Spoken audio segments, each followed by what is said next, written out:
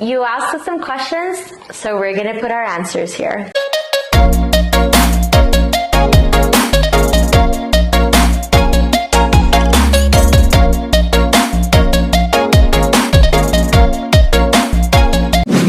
Welcome to the channel. I'm Zev Forrest. I'm Melissa Forrest. We are short-term rental hosts, husband and wife duo power couple over here, and we have been in this business for about 5 years. We've hosted thousands of guests. We're on multiple platforms. We do rental arbitrage where we sublease. We own properties. We manage properties for other people, aka co-hosting. We love what we do. We want to share all the information with you guys. And today we decided to kind of start implementing a new sort of series on our channel. You know, we want to hear questions from you guys. Well, we want to answer them directly on our channel right now, and give shout outs to the people that are asking the questions. And so it's kind of just a trivial thing. Any kind of question that comes out, there's no subject. It could even be about us being a couple, right? Yeah. So whatever it is. Yeah. Any questions? So again, you will see this whenever we're creating content. You'll see me asking questions, and if you want to get your questions answered directly, post them on my IG. So today we chose just a few questions that were asked by some of my IG friends earlier this week, and we're just going to make it really casual and answer them. So I'm going to ask you, and then I'm going to answer them, okay? So Zev, someone asked, what drives you? What drives me in the business? Just what drives you, I guess, what in life. Drives me? Okay. I know that what drives me is making sure that I'm always the best person I can be. I'm always looking to better myself every day in every aspect of my life. What drives me is to being the best man that I can become, right? So there's always that goal of being better every day. For the business itself, we have goals, right? Yeah. And they're both, they're financial goals, they're personal health goals, right? Material goals, right? Hey, we want a certain car, or we want a certain this and that, right? That's all great. So breaking it down and being able to have those goals written out, seeing those goals and seeing them regularly is what drives me there. Yeah, awesome. So what drives me is I really want to be an inspirational success story for people out there that don't believe they're able to achieve a certain level of life. I know that was me growing up. I didn't believe that this could be my life, the life that I'm living now. And so I feel that the more I accomplish in my life, the more I'm able to be that success story and inspirations to other people. And of course, that goes even back to a lot of my family members who are still living in El Salvador and be able to support my family and friends and be the definition of what is possible. Great question. Next question. Someone asked, can you do this while working your 9-to-5 job? Can you do short-term rentals while doing your 9-to-5 job? The answer is yes, 100% you can. It's just a matter of what's your goals. We kind of spoke about this on another video where, let's say you have a 9-to-5 and you want to get started in the business. That's how we were. We had our 9-to-5s. 9 to 9. Business 9 to 9. I was a real estate agent. I was working long hours. We were both real estate agents working long hours. And then I became a manager and was just like, I was set on a salary. But anyways, you definitely can. It's just a matter of what you envision the long run for it, right? Yeah. So if you like your 9-to-5, if you like what you're doing, you can do this as a side hustle. I just highly recommend that you get someone that manages it for you so that they can stay on top of it and make sure the property is performing at its highest and best use.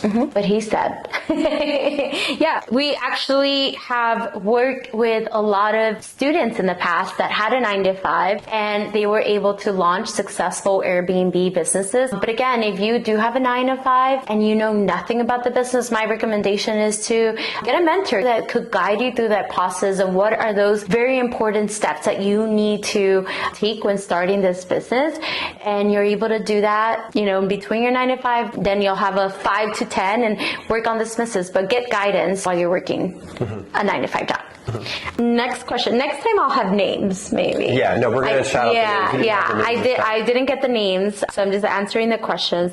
Next question. Someone asked, is Airbnb passive? No. The answer is it's not. Even if it comes down to you have an entire team that is set up and running everything about it, it still really isn't passive. At least if you're truly involved in the business in the sense that you love the business and you love the industry, even if you have someone doing everything for you. I know that there's people out there that have that and they still want to be involved in the sense of, oh, I'm looking for the next property or I'm looking for this. But 9 times out of 10, anyone that has this business, it's not passive. You have to constantly be working on it. I mean, that's just the hard answer. Yeah, yeah. I would say though, just to break it down a little bit, I would say that it could be possibly 80% passive or something Yeah, it could there. be. I would say, look at it like they say that real estate is passive, which it is, but it's also to the extent that, same with short-term rentals, right? If you have a real estate property, let's say you have an apartment building, right? If you hire a property management team, you're making it most passive as possible for yourself, the owner of the property, right? You can do that with your short-term rentals. If you have someone managing it for you, or you have a team set up to manage it for you, you're making it as most passive as possible for you. But at the end of the day, even if you're getting started, or especially when you're getting started, even if you already have 100, 200 units, you're still very involved in working on the business and making sure you can build that team to help make it as most passive as possible. And also, there are skills that only you're going to be really good at. So say, for example, if it's analyzing deals, if it's the strategic vision of where the company is going, that's going to take another level of work that you're going to need to involve in the business. So I don't know if there's any business that's 100% passive. But no, it's not passive. It's not passive. Yeah. You definitely have to put in the work. Yeah. What softwares do you use to create mood boards? I guess this is for me. So by mood boards, I believe that you guys are talking about whenever I am going through the pre-planning and the design stage of a new rental that we're working on, I create a mood board. So what a mood board is, I break down each area of the house, and then according to the guest avatar, I start thinking about what is it that they would love in that area. What is the design element that I'm going for? So I design a mood board, I go on Pinterest, look at inspirations of the design that I'm looking for there, and then I use PowerPoint. Sometimes I also use Canva, and this is where I take the pictures of the actual item that I am buying and put them in, let's say we're working on the living room, I put living room, I take the pictures of the couch, the rug, and start combining them all together. And I use PowerPoint for that. You could also use Canva. No answers for that? My mood board is when you walk into the doctor's office and it says, are you happy? Sad, angry? That's my mood board. What's your mood board right now then? I'm happy. Okay, good. All right, so next question is, how did you decide it was the right time to quit your job? I didn't. The silver lining here is that COVID decided for me. And it was meant to be. At that time, in March of 2020, we've already had, I don't know how many listings we had at that time, but we were making income from the short-term rental business. And I was a manager. I just started out as a manager in January of that year. So just for a few months, a manager at the brokerage that I was in. Then COVID came and they laid off all of their new hires. And so I fell under that category of a new hire. But it was a blessing in disguise. And actually, maybe you felt the same experience as well. I've spoken to a lot of people that when COVID came, they lost their jobs and it made them have this fire underneath themselves like, hey, I got to make money. I got to go out there and do something, whether that's selling something or starting a business. And it worked out well for them. So for me, personally, COVID fired me from my job. And I realized that we can live off of the income we were generating from the short-term rental business alone. It covered our expenses and I can just focus on the growth there. And I've never gone back. My story is a little different. So when we started this business, it was in 2018, working 12 hours in commercial real estate. We were working for the same company. But there was a point that we started realizing that this business was a lot more than what we thought it would be. It wasn't just a simple put furniture in a home and put it on Airbnb.